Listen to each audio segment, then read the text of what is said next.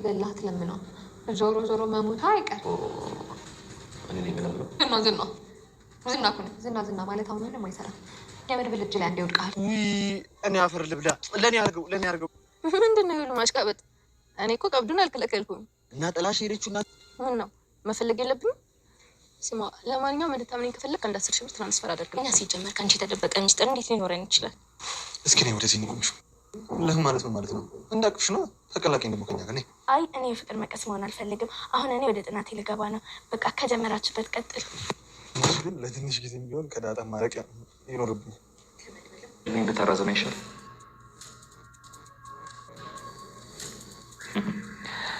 መድብል እኮ አንዳንድ ጊዜ ቅጣትን ያውቅበት። የማይገባኝ ደደብ ተማሪ ሆንኩና ተመልሼ ስንትና የቦታ ተገኘው። መድብል አስሮ የነበር ነው ያልሽው ወይስ መርዞ እንዳለኝ ባንክ ሰብርሽ ነው የመጣሽው? ገደል ግቢ። ሲጀመር ለአንቺ ምግብ መስጠት እስኪ ደላላሽ ከነ ልጅሽ ካኖረሽ እናያለን። ይህ ነገሮች ከዚህ በላይ እንዲዘገይብኝ አልፈልግም።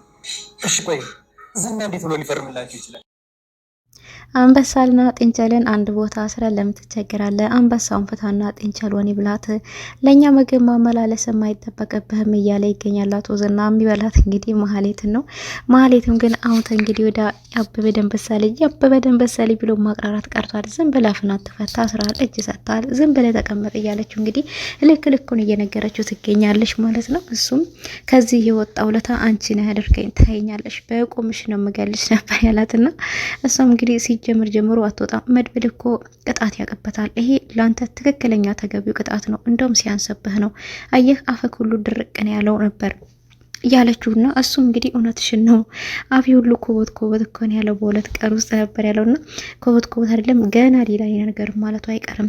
ይሄን ነው አንተ ማለት ይሄው ነህ ለካ በጣም በቃ አፍ ብቻ ነህ ጉራ ብቻ ነህ እያለችው ነበረ የምትገኘውና በዚህ ማለት እየተጨቃጨቁ እንግዲህ ለምንድነው መድብል ለኛ ምሳ ይዞልን የማይመጣው በጣም ርቦኛል እያለች ነበር።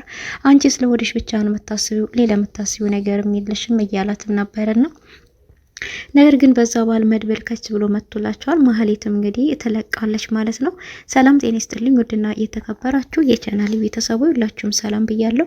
በያላችሁበት ሰላማችሁ በዚህ ተረፍረፍ ይበልኝ። ምሳሌ ድራማ ደስ የሚልና አስተማሪ ድራማ ነው ማለት ነውና እንግዲህ ለቻናሉ አዲስ የሆናችሁ ሰብስክራይብ እያደረጋችሁ ነባሮችም ላይክ እያደረጋችሁ ለምታበረታቱኝ ደግሞ ሁላችሁንም ከልብ አመሰግናለሁኝ። እንግዲህ ሁለቱ አንበሳና ጥንቸል የተባሉት ያው ለራሳቸውን ስሙን የሚያወጣውት አንድ ቦታ ታስረው እንግዲህ እየተሰዳደቡ እንደዚሁ ሙደ ባንዱ ላይ እየተያዙበት ይገኛል ማለት ነውና እንግዲህ ማህሌትም ዝም እያለች አይደለም። ነገር ግን ቅልስልስ በማለት ያው መድብል እንዲፈታት እያደረገ ትገኛለች።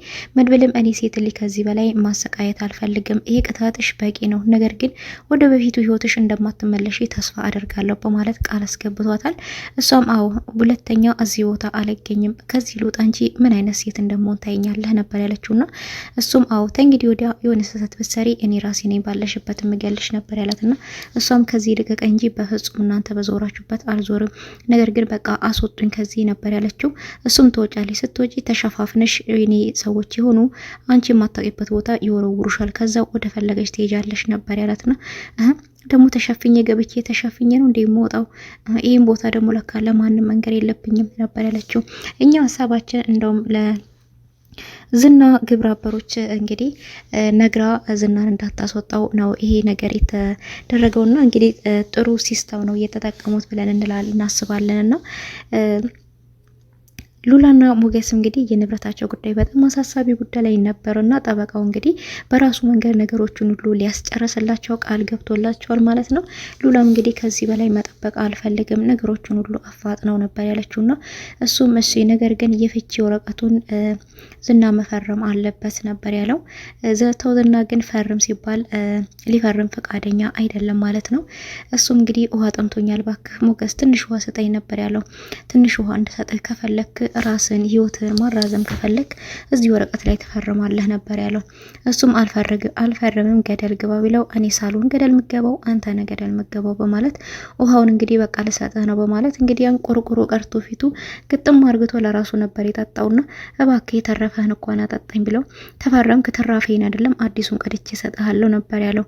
እሱም ግን አይ በፍጹም አልፈርምልህም ነው ያለው። ስለዚህ መሞት ትፈልጋለህ፣ ስንት ቀን ሙሉ ምግብ አልበላህም፣ ውሃም አልጠጣህም። የሰው ልጅ ደግሞ ምግብ ሳይበላ ብዙ ቀን መኖር ይችላል፣ ውሃ ሳይጠጣ ግን መኖር አይችልም። ስለዚህ ሞትን እያፋጠንክ ነው ነበር ያለውና እሱ መሞት ይሻለኛል እንጂ በፍጹም አልፈርምም ብሏል። እንግዲህ እነሱ ቢፈርምም ነገር ግን ንብረታቸው እንደሚመለስላቸው ጠበቃው ተስፋ ሰጥቷቸዋል ማለት ነውና ብሩክም እንግዲህ ለቅድስት ቤተሰቦች ሽምግልና ሊልክ እንደሆነ በዝግጅት ላይ እንዳሉ ደርሰንበታል። እንደዚሁም እነሱ ሊሳሳሙ ሲሉ ምሳሌ ደርሳባቸው ይህ ፍቅር መቀስ ሆንኩባቸው አይደለ? አጉር ጊዜ ነው የመጣሁት። በሉ እናንተ ከጀመራችሁበት ቀጥሉ፣ እኔ ሊሄድ ወደ ጽናቴ ነበር ያለችው። እች ልጅ እንዴት ነው ያደገችው? እንዴት ነው ግን የምትናገሪው? ውለትም እንዴ እኔ እኮ ሕፃን ልጅ አይደለም አሁን አድግ ያለው። የሰው ልጅ ደግሞ እድሜው እየጨመረ በሄደ ቁጥር ጭንቅላቱም እየበሰለ ነው የሚሄደው። ስለዚህ ከኔ ምንም የምትደብቁት ሚስጥር የለም ነበርና በሉ ካቆማችሁበት ቀጥሉ ብላ የሄደችው ማለት ነው።